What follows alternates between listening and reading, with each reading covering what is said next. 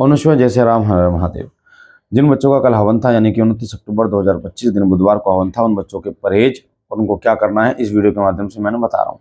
क्योंकि वैसे तो मैंने बता दिया था, धाम पर ही बता दिया था, पर इस वीडियो के माध्यम से आपको अच्छी तरीके से समझ में आ जाएगा, भूलोगे नहीं।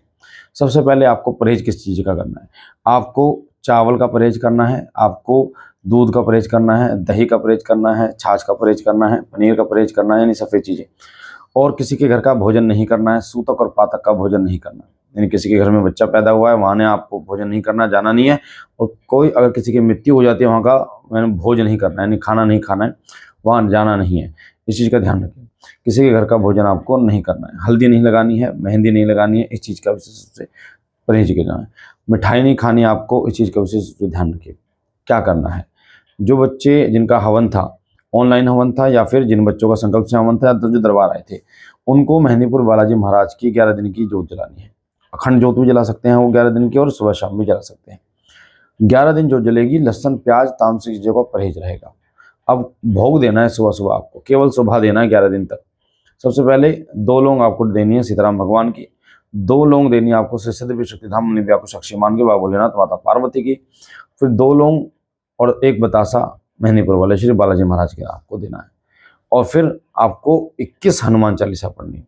हाथ में गंगा जल लेना है या जल लेना है, संकल्प लेना है कि बालाजी महाराज आपको साक्षी मान के, अन्य भैया को साक्षी मान के 21 हनुमान चालीसा मैं पढ़ रहा हूँ या पढ़ रही हूँ, मेरे शरीर के अंदर जो भी नकारात्मक शक्ति है उसका नाश कीजिए, मेहंदीपुर में कैद कीजिए। इस प्रकार बोलकर आपको 1 लोटा या 1 गिलास पानी रख लेना है, उसमें 1 बतासा डाल देना या गुड़ डाल दो थोड़ा सा, या चीनी भी डाल सकते हो। हर हनुमान चालीसा पे, यानी एक बार आपने हनुमान चालीसा पढ़ी, उसमें 1 फूंक मार दो, फिर 21 हनुमान चालीसा पढ़ के 21 फूंक मार के उसको पी जाना है। आप इस जल को अन्य घर के अन्य सदस्यों को भी दे सकते हो। ये बहुत ही गजब का काम करता है, आपके शरीर के दर्दों का खत्म करेगा, आपके नेगेटिव शक्ति जो नकारात्मक शक्ति है उनका नाश करेगा ये जल।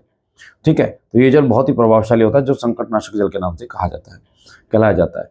तो ये जल आपको सुबह और शाम बनाना है। सुबह 21 हनुमान चालीसा, शाम को भी 21 हनुमान चालीसा पढ़नी है। जो बच्चे अखंड दीपक जलाएंगे बालाजी महाराज का, उनको सुबह शाम 1 दीपक अलग से जलाना है, इस चीज़ का ध्यान रखें। जो बच्चे कहते हैं कि गुरुजी 11 दिन तक तो हम ठीक रहते हैं, उसके बाद दिक्कत आती है, तो इस सेवा को और बढ़ा लें। ठीक है, 3 स्टेज में कर लें इस सेवा को, और 11-11 दिन की, और हनुमान जी के व्रत शुरू करें, मंगलवार के व्रत शुरू करें। ठीक है, तो मैंने आपको पूरा बता दिया है। 11 दिन के बाद आप अठावरी हनुमान जी की महाराज की करना। अठावरी क्या होती है? अठावरी होती है कि 8 पूरी, उन पर थोड़ा थोड़ा हलवा रख के, और जैसे मैंने भोग का तरीका बताया, वो तो भोग देने के बाद आपको 8 पूरियों में से, हलवे में से थोड़ा थोड़ा तोड़ के बालाजी महाराज को अर्पण करना, उसे अठावरी कहते हैं। तो ये रही जानकारियाँ जो धाम से जुड़ी हुई थी, हवन से जुड़ी हुई थी। बाकी बाबा भोलेनाथ आपको कृपा करे। अगला जो हवन है, नवंबर में जो हवन होगा, उसकी डेट आपको जल्द ही बता दी जाएगी। ओम नमः शिवाय, हर हर महादेव।